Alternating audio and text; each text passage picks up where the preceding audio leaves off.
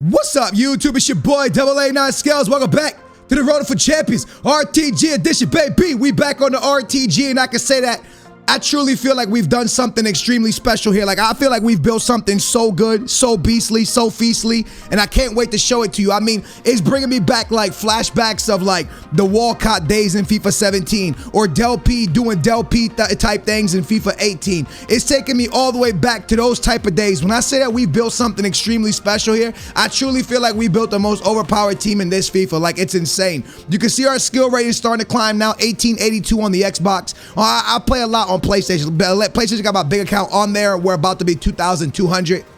The last qualifiers or the last like month to qualify for the competitive event is in March. So your boy's just keeping the skill rating high just to see what happens. Maybe your boy competes for the March qualifiers, or I don't know. We're gonna see how that goes. But your boy got a really big skill rating on the PlayStation, because on the PlayStation matters for skill rating, because if you don't know, you can't compete on Xbox. You can only compete on the PS5. So my skill rating is very, very high on the PlayStation, just in case we do compete. Now, with that being said, 1882. If you watch my last episode to now, you can see I grinded not even that much. I played a little bit of Rivals, and our skill rating flew up, man. I was just making sure I had my rewards. My skill rating flew up. So I want to give you guys gameplay, but first I got to show you the team that I'm gonna be showing gameplay with and explain why every player is great, why I think this team is overpowered. Let's get into it. When our last episode ended, the team looked like this. All right, the team looked exactly like this. Let me go ahead and take me out the way for a second so you guys can see. Big boy Smith Rowe is chilling in that spot. And what I did was I started grinding, right? We got our boy Abraham, which is a new addition to the squad. He's now officially here. And we also bought some players in. Now, I played 6 games with Abraham, scored 3 goals, got 6 assists. So he was really doing his playmaking magic out there. I'm not going to lie to y'all. But I decided to go ahead and make some more upgrades. The team was cool. It was fun. But I'm kind of done with icons except for Pele, because it's kind of hard to bench him. I love my boy Lucas, but he's going to hit the bench for right now. And I like this card a lot. I used him for 28 games, man. He was all right, but we're going to be selling him. So I went out and I wasted 1 point something million. It's a lot. And I stayed with 1.1 million coins still to waste. But what did we do? Well, we made some additions, like I said. We went out to the right back position. We picked up the one, the only Big Boy Walker. All right, I used him for already 12 games. He's been really fun to mess around with. He's been pretty cool at the right back position. I'm not going to lie to y'all. He's been fun. Is he better than Trent? I'm not sure. I might go back to my untradeable Trent. But in the meantime, in between time, my boy Kyle Walker is a part of the squad. I told you, it's kind of like FIFA 18, 19, 17 days, man. We're going back to old school cards.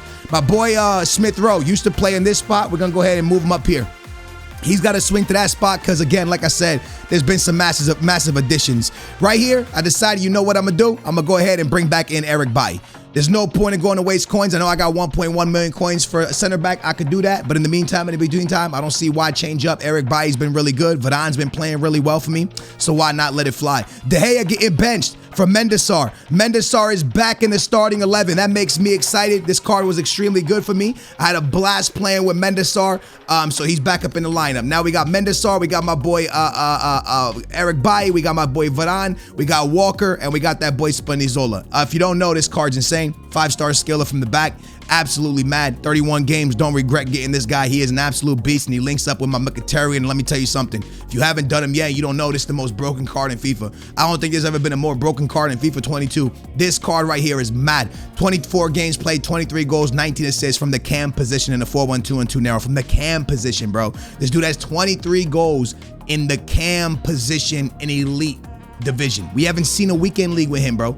We've played a couple of qualifiers, 5 games of qualifiers. This was in the elite division, most of these games. That is incredible to say to somebody, yo. This is not just like some, hey, yo, check this out. Oh, he's cool. Nah, this card's an absolute dub. All right, let's keep moving, though, man. I know y'all want to see what else is going on. So I decided to go ahead and bring Chalobah back into the lineup.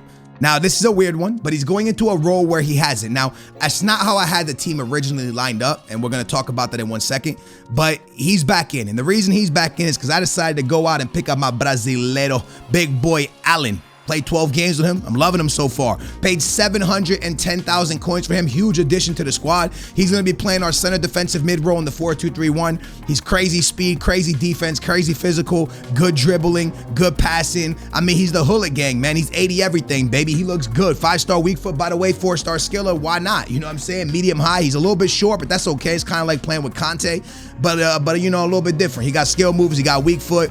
It's pretty nice, man. Last addition to the squad. Had to do something. Oh, you're probably like, how'd you get Crespo? I did an icon pack. It was a disaster. I didn't even show you guys. I did it on the stream.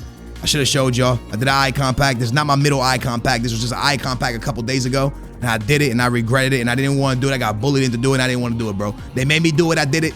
Dumb. Hey, big thumbs up. 5,000 likes. That'd be sick, yo. 5,000 likes would be insane if y'all still watch the weekend, RTG and you enjoy it. Smash that big old thumbs up. But yeah, Crespo did him. I'm probably going to do an icon player pick pack soon, middle and prime. You know, maybe I'll throw my boy Crespo in. Maybe even throw Puskas. I love Puskas, but I don't know. We might change it up. Now, we brought in Odegaard, okay? Odegaard.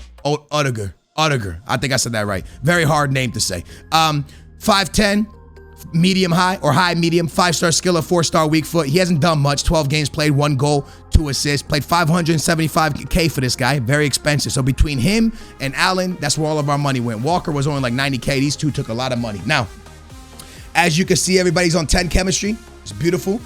And you're probably wondering who's your second striker. So I've been messing around with it very, very much. Now, 4-1-2-1-2 narrow, you know what I'm saying? This is what we've been running. Been trying out fast build-up. Don't really know if I like it, but I'm in there. Pele, Smith Rowe's been striker.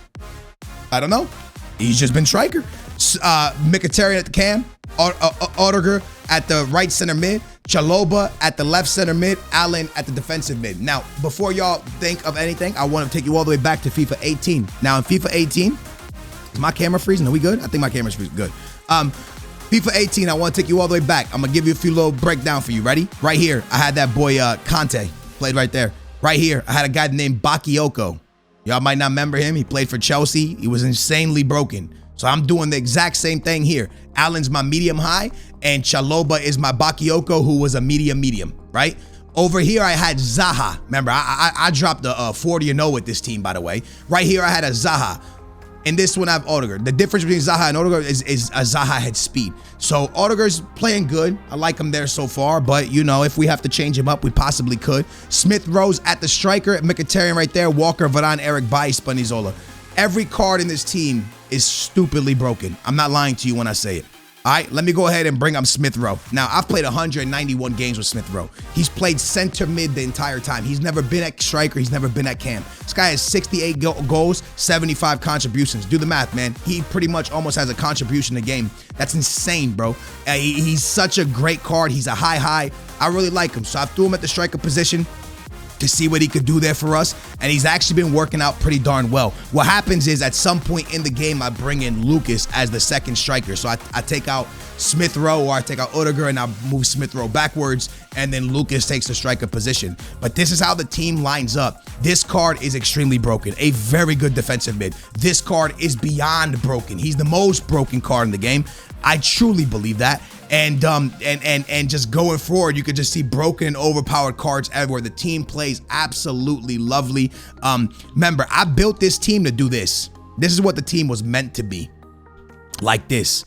But I felt my midfield was getting overran. I felt my midfield was getting dominated. I felt my midfield wasn't doing enough because it was Smith Rowe here, Odegaard over here, Allen there, and then these guys up top.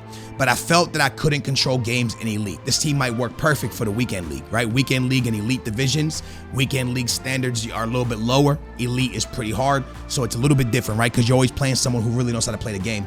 But our midfield was getting overran. So what I did was I brought in Chalobah, and I wanted to keep my boy Odegaard and Smith Rowe doing their thing. So that's exactly what I did. So unfortunately, Abraham, even though I love him and he's a very, very good card in this game, I had to move him to the bench. And that's the same with Neymar and Antoine Griezmann and Lucas. Lucas, one of my favorite cards. So as you guys can see, this lineup is so broken that I've even moved players down.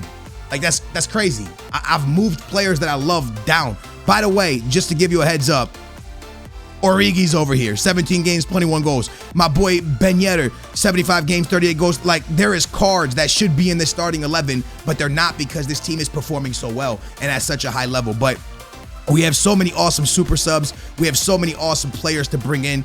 The one thing I want to say about this RTG as we jump into gameplay, I just love it. There's not a bunch of team of the years. There's not a bunch of icons. The only reason Pele is here is because, I mean, he's a goal scoring machine.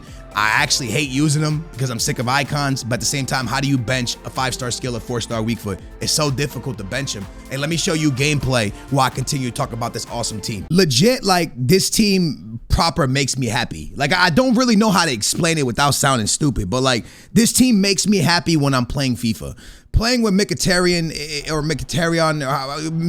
that's how I say it. I'm completely saying it wrong. But playing with him, playing with Smith Rowe, I don't know. There's something about it, man. Now, look, the last 2 games, what I'm going to talk to you guys, what I'm going to tell you, explain to you guys is the last 2 games, you're going to see me playing with Abraham up top and the Roma center back in the back. Before I made the switch to Eric Bailly and the switch to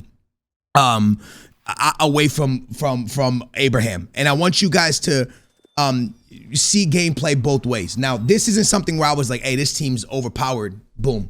I tested this.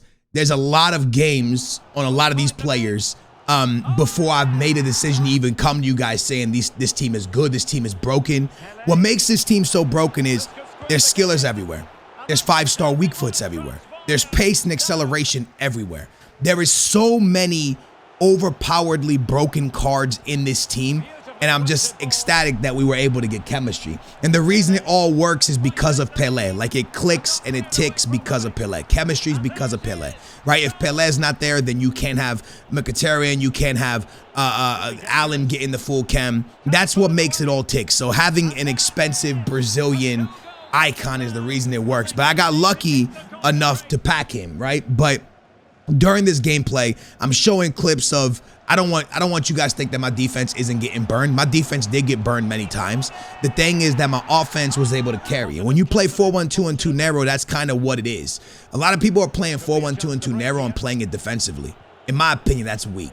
That's not why you play 4-1-2 and 2 narrow. You play 4-1-2 and 2 narrow to outscore people.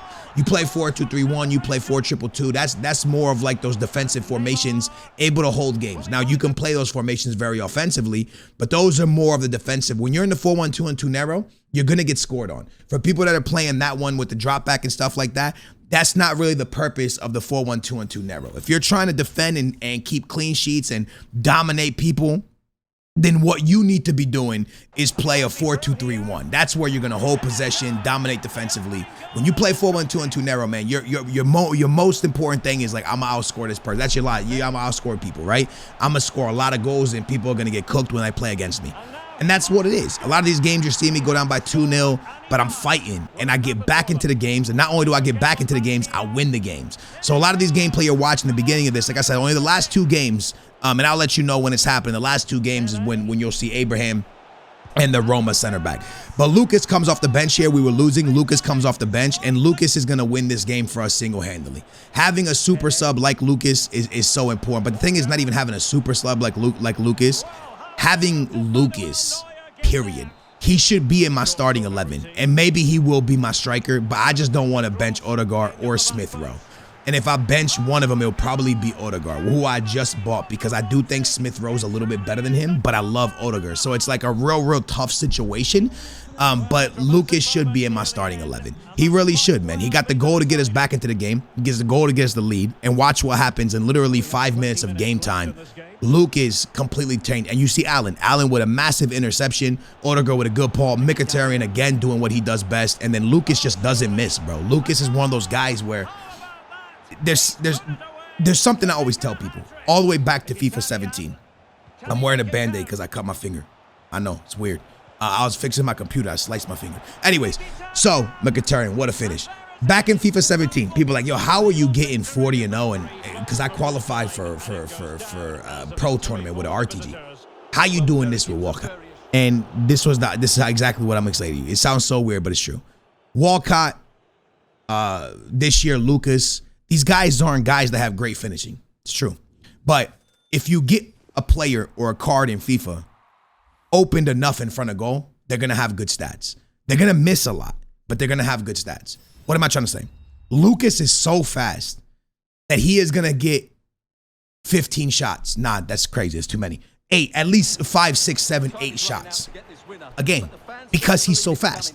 Someone like Zlatan Ibrahimovic, you're going to get him to have 4 or 5 shots, 3 shots, 4 shots, because you're not going to give him as many openings because he's not fast. With Lucas, I could just give him the ball, speed boost past the center back, and he has a chance to shoot the ball. And this game's crazy. This game was tied the whole game. In the last minute, Mkhitaryan hits an over the top, and I win the game of the night. This dude's so mad he rage quits. But what I'm trying to explain to you is Lucas off the bench when players are tired, he's so rapid that I just speed boost real quick, and he's burning the last man, and he's going to have so many attempts that eventually he's going to score hat tricks because of the fact that he's rapid. And that's the one thing that you can't take away from FIFA is we're going to go back now. These games are here. We're going back. So you can see Abraham and you can see the Roma center back playing.